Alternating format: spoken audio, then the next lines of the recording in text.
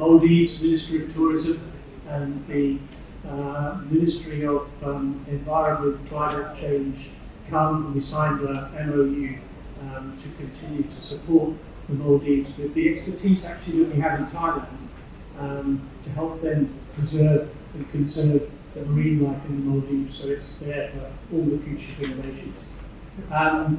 In terms of forestation, we're working with Singapore State. They have now over 1 million square metres for 2025 plan. At Crossroads Maldives, countless elements blend together in perfect balance.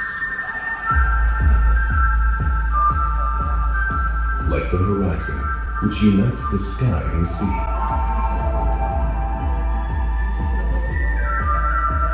Visitors are brought into harmony with locals.